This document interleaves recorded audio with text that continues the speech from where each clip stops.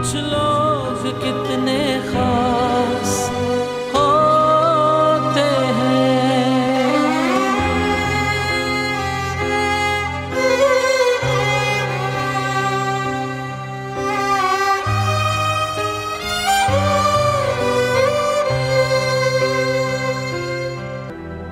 आँखों में ख्वाबों के दिए थे जले और ताबीरें हाथों में लिए, चेहरों पे रंगों उमंगों की बहार, जैसे खिलने को हो कलियां बेकरार।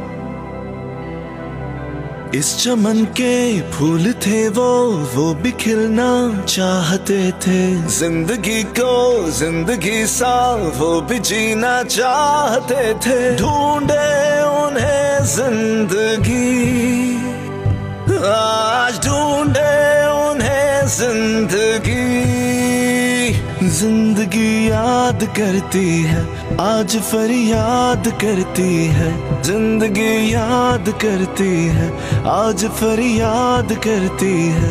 राएगा ना जाएगा खून ये मासूमों का, अब जिंदगी हर खौफ से आजाद करती है। जिंदगी याद करती है, आज फरियाद करती है। जिंदगी याद करती है, आज फरियाद करती है।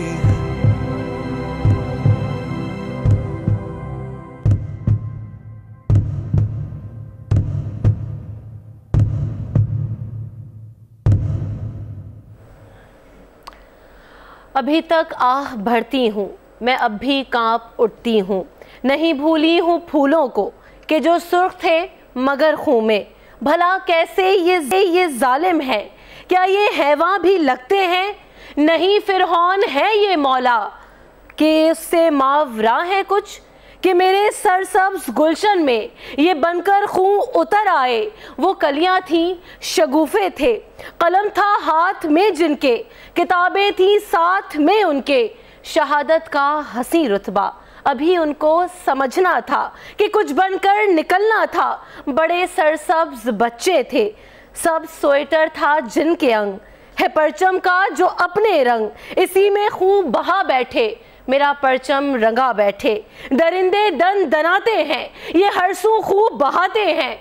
मैं सब संग देखती हूँ तो मुझे उस पर खून दिखता है, मेरा दिल दुख से फटता है। मैं कैसे ये बात कह दूँ कि मैं डरती हूँ, मैं मरती हूँ, कि मैं डरती हूँ, मैं मरती हूँ। हर एक पल है जंग मेरे संग, कि मेरे बच्चे के स्वेटर का है सब्ज रंग। अस्सलाम वालेकुम नाज़रीन, स्पेशल ट्रांसमिशन के साथ मैं हूँ आपकी मेज़बान Ramsha Kanwal. सानेह army public school जिसे गुजरे आज 2 बरस बीत गए, लेकिन जब भी इस पर बात करने के लिए हम बैठते हैं, गुफ्तगू का आगाज़ करने के लिए या कोई नशिस्त हो, तो आज भी वो गम ऐसे ही ताज़ा लगता है जैसे कि वाक़या अभी हुआ हो।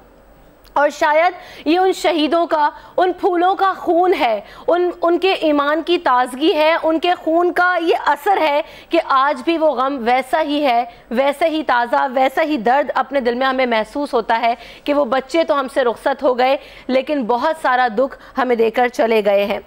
आगे क्या होगा, हमने उस सानहे से क्या सीखा, हम भूले नहीं हैं, हम आज भी याद रखे हुए हैं। दहशतगर्दों ने सानहे APS के बाद जब आर्मी पब्लिक स्कूल पर हमला किया, इसका मुकाबला बच्चों ने जिस तरीके से किया, वो तमाम यादें हमारे जहनों में मौजूद हैं। जिसके बाद ऑपरेशन ज़रबे अस्द का आगाज़ हुआ और दहशतगर्दों की कमर तोड़ दी गई। इन तमाम तरीन सूरत हाल पर बात करते हैं। अपने पैनल का तारुफ आपसे कराती चलो। मेरे साथ मौजूद हैं एंकर पर्सन तज्ज़ियाकार सईद काजी साहब, साथ साथ जनरल रिटायर्ड गुलाम मुस्तफ़ा साहब भी मेरे साथ मौजूद हैं और तज्ज़ियाकार सलमान आबिद साहब भी मौजूद हैं। तमाम मेहमानों को अपने इस ट्रांसमिशन में खुश आमदीद कहते हैं।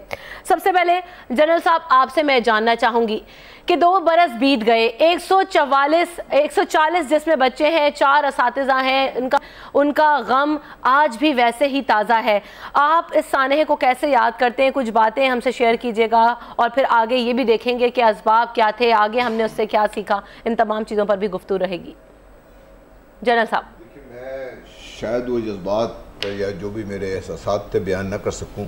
उस वक्त भी मैं टीवी पर मौजूद था और उस दिन हम बैठे हुए थे آج سے 45 سال پہلے جو ایک بہت بڑا حادثہ ہوا تھا اس قوم کے ساتھ، ملک دو لخت ہو گیا تھا اس کی بات کرنے کے لیے، جب اچانک یہ خبر آئی، اور یہ درد اتنا بڑا تھا کہ ملک کے دو لخت ہونے کی تکلیف کو یہ ماسک کر گیا. اور آج بھی اگر آپ دیکھیے تو ہم آج جس سانحے کی بات کر رہے ہیں، ملک کے دو لخت ہونے کی بات شاید کہیں پیچھے ہمارے یاد ماضی میں چلی گئی ہے. اتنا بڑا دکھ اور اتنی بڑی تکلیف تھی. دکھ شاید ان لوگوں کے جانے کا بھی تھا، ان بچوں کے مرجھا جانے کا بھی تھا، لیکن میں اور جو میرے جیسے لوگ تھے جو عمر کے حصے میں پہنچ گئے ہیں، ہمیں دکھ ایک اور تھا. ہمیں دکھ یہ تھا کہ شاید یہ میری غلطی ہے، میرے جیسے دوسرے دوستوں کی تمام کوتاہیاں ہیں، غلطیاں ہیں، غلط پالیسیز ہیں، جس کا نتیجہ ہمیں اس دن دیکھنا پڑا. اور اس دن اس پوری دھرتی کو ان 140 بچوں کے خون نے رنگ دیا. لیکن ایک جو چیز مجھے نظر آئی اس دن، ایک کرن یہ تھی کہ شاید اتنی بڑا خون ہماری قوم کی نظریں کھول دے گا، متحد کر دے گا، وہ اتحاد ہمیں دے گا، وہ جذبہ ہمیں دے گا، وہ ہمیں ویژن دے گا کہ ہم ایسے تمام حادثات کو روکنے کے لیے اقدامات کریں گے. لیکن میں یہ سمجھتا ہوں کہ آج اگر میں بیٹھ کے سوچوں اس دن کے لیے، اس دن کی بات کروں، 2 سال بعد میں سوچوں، تو شاید ہم ان کے خون سے انصاف نہیں کر سکے. اور یہ اس سے بھی بڑا جرم ہے جس کی وجہ سے وہ حادثہ ہوا. آگے چلیں گے تو اور بات بھی کریں گے. دکھ بہت سے ہیں اور بات کرنے والے بھی ہے. سید قائد صاحب، آپ کیا سمجھتے ہیں؟ جیسے کہ جنرل صاحب نے بھی بولا کہ یہ دکھ ایسا ہے کہ ہم اس سے باہر نکل نہیں سکتے. 2 سال بیت گئے ہیں لیکن غم آج بھی ویسے ہی تازہ ہے. ہم نے سیکھا کہ آپریشن ضرب اسب کا آغاز کیا گیا، دہشت گردوں کی کمر ہم نے توڑی، اور ابھی کیا ہمارے باقی جو اسکولز ہیں، باقی جو جگہ ہیں، وہ اسی طرح سے محفوظ ہیں؟ اس کے بارے میں تو آج کی خبر سن لیں کہ مانسیرا میں 70 سکول ایسے ہیں، آج خبر چھپی ہے کہ جس میں کوئی گارڈز نہیں ہیں. یہ آپ دیکھ لیجئے گا ریکارڈ کے لیے. مگر میں آپ سے ایک بات کہنا چاہتا ہوں. بات یہ ہے کہ بڑی اچھی آپ نے تصویریں لگا رکھی ہیں، میں بھی ان کو دیکھ رہا ہوں. میرا کوئی اختیار تو نہیں، ہم تو بے اختیار لوگ ہیں، ہم تو صافی ہیں، مگر نہ جانے کیوں میں ان تصویروں سے بھی آنکھ نہیں ملا سکتا. میں بڑا شرمسار محسوس کرتا ہوں belonging to this generation to which I belong. اور میں یہ دیکھتا ہوں کہ ہم اسے گلوریفائی بھی کرتے ہیں، مگر جس دکھ کی آپ نے بات کی، میں اس دکھ کا عشر شیر بھی محسوس نہیں کر سکتا جو ان کے ماں باپ نے محسوس کیا تھا یا محسوس کیا ہے. ایک بات. اور دوسری بات یہ کہ آج اگر یہ جو آپ کا سیکنڈ حصہ تھا کہ ہم محفوظ ہیں، اس کا تو میں نے پہلے آپ کو جواب دے دیا. اگر اس کا اور جواب دیکھنا چاہتی ہیں تو نیکٹا کے لیے جو فنڈز مختص کیے ہیں وہ دیکھ لیں. میٹنگز کتنی ہوئی ہیں نیکٹا کے حوالے سے آپ وہ بھی دیکھ لیں. مگر ابھی تھوڑی دیر پہلے بڑی اچھی بات کی سعد رفیق صاحب نے، اور میں نے بڑا اچھا لگا. ان کا یہ کہنا تھا کہ مائنارٹی کی حکومت نہیں ہونی چاہیے. اب سوال یہ ہے کہ اس کو ہم ایکسپلین کیسے کریں، مائنارٹی کو کیسے ایکسپلین کریں. وہ مائنارٹی کیا نہیں ہوتی کہ جس کے تحفظ کے لیے تمام آپ کی لا انفورسمنٹ لگی ہو؟ کیا وہ مائنارٹی ہے کہ جس کے صرف علاج کا بندوبست ہے یہاں یا وطن سے باہر، یا جس کے بچوں کا تحفظ، ان کی عافیت، ان کی معاشی عافیت صرف ان کو حاصل ہے؟ تو مائنارٹی کا رول نہیں ہونا چاہیے. اور آج یہ جو دہشت گردی ہے اور یہ جو کالے دھن کے اوپر بیٹھ کر کھیل ہو رہا ہے، یہ ڈائریکٹ اور براہ راست نتیجہ ہے اس معاشی دہشت گردی کا جس کا عوام شکار ہیں. تو یہ مائنورٹی کا رول جب تک ہم نہیں، اس کا اقتدار نہیں چھینتے، جو ایف آئی اے سے، سپریم کورٹ سے، ہر ادارے سے اپنی بزوں میں خود اوپر بالا تر رہنا چاہتے ہیں اور اسی کوشش میں رہتے ہیں، تب تک یہ دہشت گردی کی تمام اقسام، یہ ایک قسم ہے جو اے پی ایس کی قسم ہے، یہ ایک قسم ہے. پھر ایک دہشت گردی ہے جو اسپتالوں میں ایکسرسائز ہوتی ہے، پھر آپ دیکھیں تو اداروں میں ایکسرسائز ہوتی ہے، تھانوں میں ایکسرسائز کی جاتی ہے. تو میرے خیال میں یہ جو نسل کشی ہم کر رہے ہیں، اکنامک اپارٹھائیڈ ہے، یہ معاشی نسل کشی ہم کر رہے ہیں، جس کی ایک یہ ہے جس کی اے پی ایس ہے. اور اب سوال یہ کہ کیا ہم نے اتنا بندوبست کر لیا ہے کہ کوئی والدہ اپنے بچے کو سکول میں بیٹھ کے سارا دن تشفی یا تسکین کے ساتھ گھر میں بیٹھ سکے؟ کیا ہم نے وہ انتظامات کر دیے ہیں؟ نہیں. وہ اس لیے کہ جب ریاست اور حکمرانی کے مقاصد کچھ اور ہوں. مقاصد کیا ہیں؟ میں اب بہت سی آپ کو خبریں بتا سکتا ہوں، دوسرے دوستوں نے بھی بولنا ہوگا کہ آپ اکنامک جو مناپولائز کر لیں پاور. ہر روز ایک قانون ہم دیکھتے ہیں کہ جی آج پتہ چلا ہے کہ نیپرا جو ہے، یہ جو بجلی کا ادارہ ہے، اس کو بھی جو کیبنٹ ڈویژن سے نکال کے یونیورسٹی کو دے دیا جائے. تو مسئلہ یہ ہے کہ کیا آپ کا مقصد ہے کہ یہاں لوگ محفوظ رہیں, ان کو صاف پانی ملے, کہ ان کو علاج ملے, ان کے گلے نہ کٹیں؟ تو میرے خیال میں یہ گفتگو ہے, آج کا دن گزر جائے گا, اگلے سال پھر آپ ہمیں بلا لیجئے گا. مسائل بہت ہیں اور ان مسائل کو ایڈریس کرنا ہی ہم سب کی ذمہ داری ہے, جسے ہم کرنے کے لیے یہاں پر بیٹھے ہیں. سلمان عابد صاحب کو بھی شامل گفتگو کرتے ہیں. سلمان صاحب, آپ کیا سمجھتے ہیں کہ 2 سال بیت چکے ہیں اس سانحے کو, اس کے بعد اب آگے کیا ہوگا؟ کیا ایسے ہی ہم برسیاں مناتے رہیں گے, ایسے ہی ہمارے جو پھول ہیں ہم سے جدا ہوتے رہیں گے؟ اب آگے کے سٹیپس کیا ہوں گے؟ جو واقعہ ہوا وہ تو انتہائی دل خراش واقعہ تھا, دل سوز واقعہ تھا, آج تک ہم اسے بھول نہیں پا رہے, اور نہ ہی وہ غم زندگی بھر ہم بھول سکتے ہیں. سلمان صاحب, ایک بڑا مشہور مورخ ہے, اس کا ایک کوٹیشن ہے کہ تاریخ کا سب سے بڑا سبق یہ ہے کہ کسی نے کوئی سبق حاصل نہیں کیا.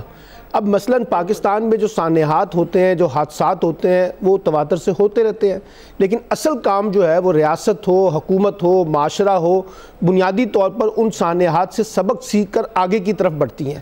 اب ہمارا المیہ یہ ہے کہ ہم نے اس سانحے کی بنیاد کے اوپر ایک نیشنل ایکشن پلان بنایا تھا 20 نکاتی, جس کے بارے میں خود ہماری عسکری قیادت کی ریزرویشنز ہیں کہ جس طرح سے وفاقی حکومت کو اور صوبائی حکومت کو اس کو لیڈ کرنا چاہیے وہ نہیں کر پا رہی.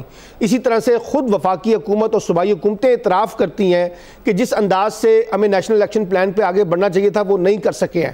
اب آپ مجھے بتائیے کہ ایک آپ کو یاد ہوگا کہ ایپکس کمیٹی بنی تھی اس کام کے لیے, فیڈرل لیول پہ بھی بنی تھی پرائم منسٹر کی صدارت میں, اور پھر صوبائی وزراء اعلیٰ کی صدارت میں صوبائی سطح پر. میں آپ سے پوچھنا چاہتا ہوں کہ مجھے بتائیے کہ ایک ایسا ملک جو دہشت گردی سے نمٹنے کی کوشش کر رہا ہے, اس کا آخری فیڈرل گورنمنٹ نے ایپکس کمیٹی کا اجلاس کب بلایا ہے؟ آپ مجھے بتا دیجئے صوبائی ایپکس کمیٹی کے اجلاس کب ہوئے ہیں؟ مسئلہ یہ ہے کہ جب آپ ایک ریئیکشنری اپروچ کے ساتھ کام کرتے ہیں, جب کوئی حادثہ ہو جائے تو آپ فوری طور پہ اس کو ریئیکٹ کر دیتے ہیں, لیکن جو ایک لانگ ٹرم آپ کو پلان کرنا ہے وہ تو نہیں کر رہے.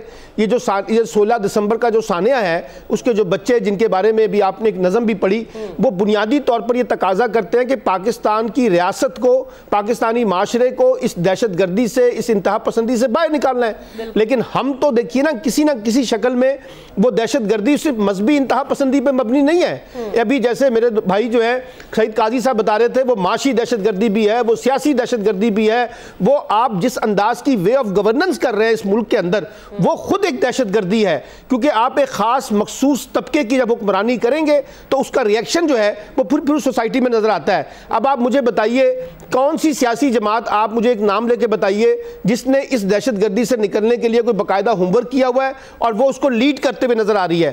فیڈرل گورنمنٹ میں جو اس وقت حکمران جماعت ہے, کیا وہ آپ کو اس دہشت گردی کے جنگ میں لیڈ کرتے ہوئے نظر آ رہی ہے؟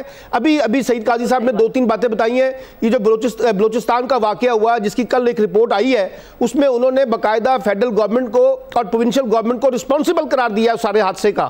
تو اب مجھے بتائیے کہ جب آپ اس انداز سے چیزوں کو ڈیل کریں گے تو پھر آپ کیسے اس دہشت گردی سے نکلیں گے؟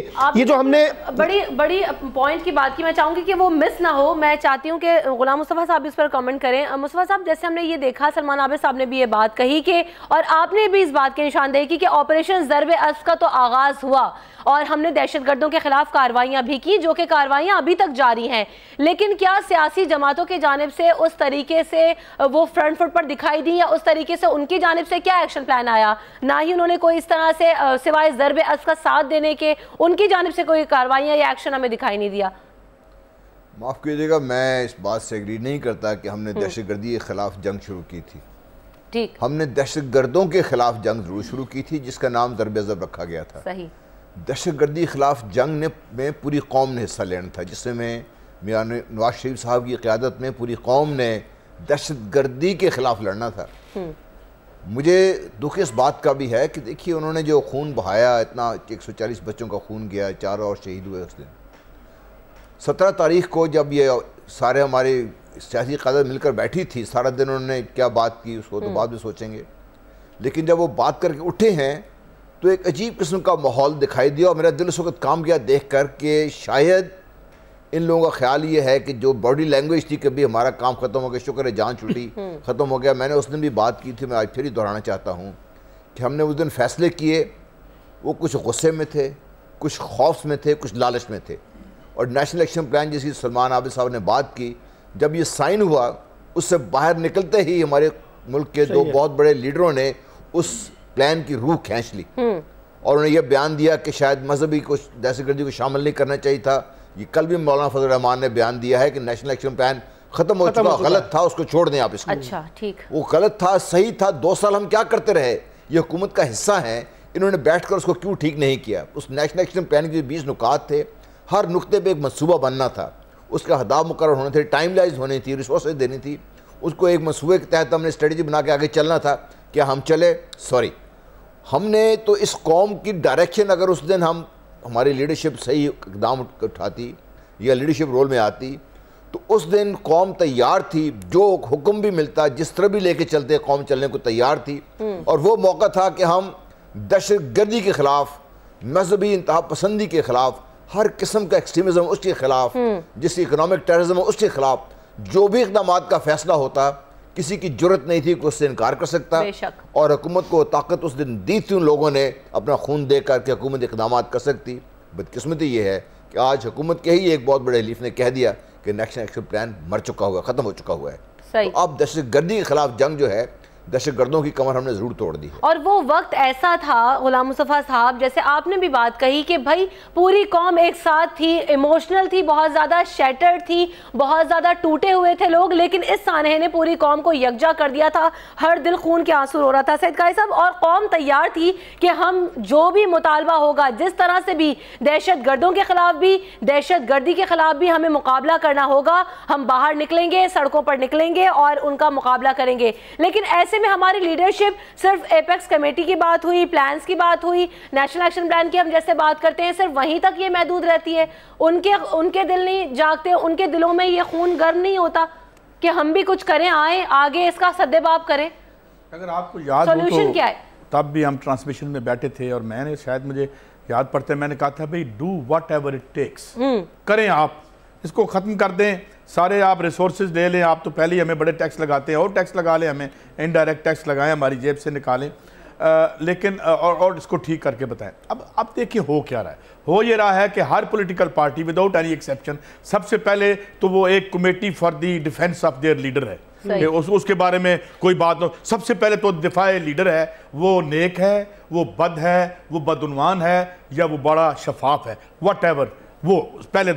دوسری بات کیا ہے کہ ہاؤ ٹو سٹے، اگر پاور میں ہے تو پاور میں سٹے کیسے کرنا ہے، کون کون سے مین لیورز ہیں پاور کے جن پہ ہمارا انفلوئنس ہو تاکہ ہم پرپیچویٹ کریں ہمیشہ کے لیے.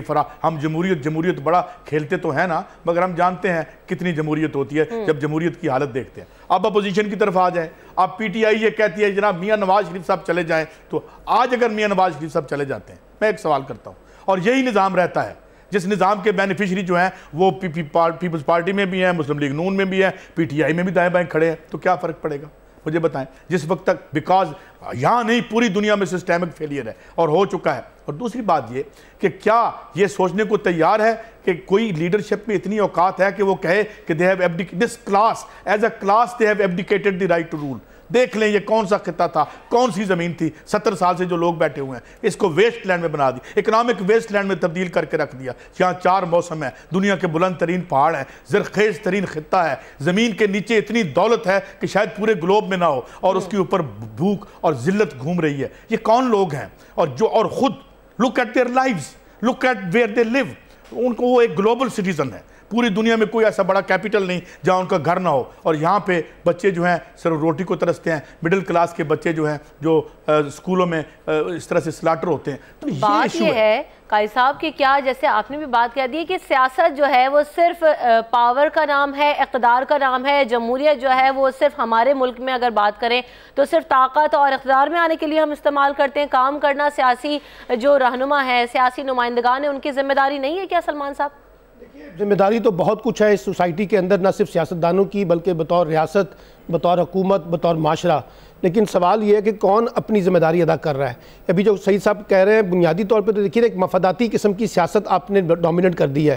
پیسے کی جب سیاست آپ لے کے آئیں گے، طاقت کی سیاست لے کے آئیں گے، خاندان کی سیاست لے کے آئیں گے، دوستوں کی سیاست لے کے آئیں گے، تو پھر اس میں عام آدمی کہاں ہوگا؟ میں تو آج پاکستان کی جمہوریت میں اور پاکستان کی جو رولنگ الیٹ ہے اس میں ایک عام آدمی کی تلاش میں رہتا ہوں کہ وہ کہاں ایک عام آدمی جس کے مفادات کے لیے حکومتیں کام کرتی ہیں، سیاستدان کام کرتے ہیں، سب باتیں کرتے ہیں بڑی اچھی اچھی باتیں کرتے ہیں، لیکن آپ دیکھیے مثال کے طور پہ میں آپ کو ایک مثال دیتا ہوں، جب پنشنوں کی پنشنرز کی تنخواہ بڑھنی تھی تو اسحاق ڈار نے آگے پوری قوم کے سامنے ماتم کیا تھا اور کہا تھا کہ ملک کے معاشی حالات اس قابل نہیں ہے کہ ہم اس وقت پنشنرز کی تنخواہوں میں اضافہ کر سکیں یا ان کے معاوضے میں اضافہ کر سکیں، تو میں قوم سے معذرت چاہتا ہوں۔ لیکن جس وقت ارکان پارلیمنٹ کی تنخواہوں میں اضافے کا مسئلہ آیا تو آپ نے دیکھا رمشا کہ 200% اضافہ ہوا اور اس پہ پوری پارلیمنٹ متفق تھی، اس پہ اپوزیشن بھی متفق تھی، اس پہ حکومت بھی متفق تھی اور ہر جماعت متفق تھی۔ تو یہ وہ سیاست ہے جو پاکستان کے اندر کی جا رہی ہے، اسی کا ریئیکشن آتا ہے۔ جب آپ ایکسٹریمزم کو سمجھنا چاہتی ہیں، انتہا پسندی کو، تو آپ دیکھیے جو ہیو اور ہیو ناٹ کی لڑائی ہے، یہ بنیادی طور پر ایک غصہ پیدا کرتی ہے، ایک رد عمل پیدا کرتی ہے، ایک نفرت پیدا کرتی ہے ان حکمران طبقات کے بارے میں کہ دیکھیے یہ سب اپنے اپنے بارے میں سوچتے ہیں، ہمارے بارے میں نہیں سوچتے، اسی لیے وہ پھر لوگ بندوق اٹھاتے ہیں، طاقت کا استعمال کرتے ہیں۔ یہ ایک فیکٹر ہے، میں کوئی مجموعی فیکٹر نہیں کہہ رہا۔ تو اس لیے میں کہہ رہا ہوں کہ پاکستان میں جو عام آدمی کی سیاست ہے وہ تو بہت دور چلی گئی ہے، اور اس وجہ سے پاکستان کا جو گورننس کا کرائسس ہے، جو پولیٹیکل کرائسس ہے، وہ بڑھ گیا ہے۔ اب اگر آپ نکلنا چاہتے ہیں، دیکھیے نیشنل ایکشن پلان میں یہ ساری باتیں تھیں، اگر وہ جو مولانا فضل الرحمان نے ابھی بات کی، انہوں نے جنرل صاحب نے کہ فضل الرحمان نے کہا جی یہ نیشنل ایکشن پلان ختم ہو چکا ہے، تو آپ یہاں سے اندازہ لگا سکتے ہیں ان کی سیریسنس کا۔ اس نیشنل ایکشن پلان میں کیا تھا؟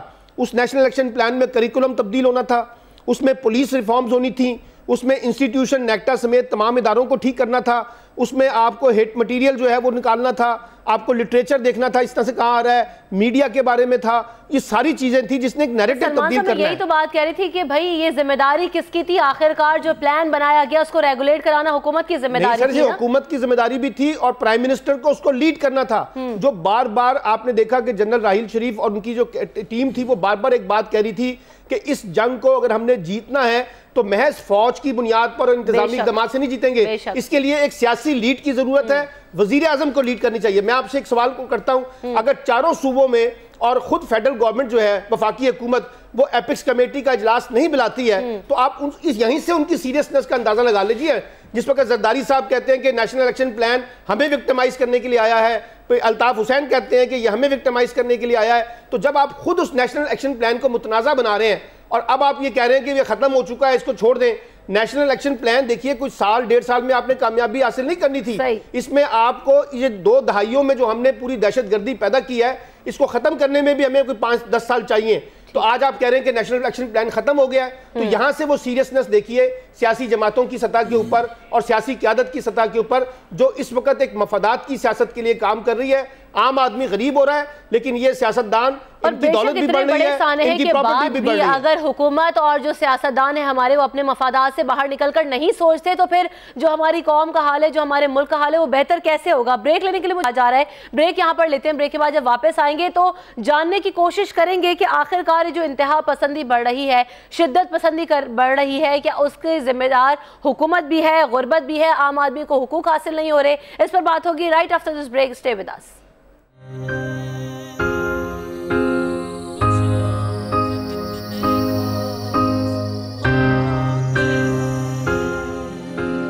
کچھ لوگ کتنے خواہ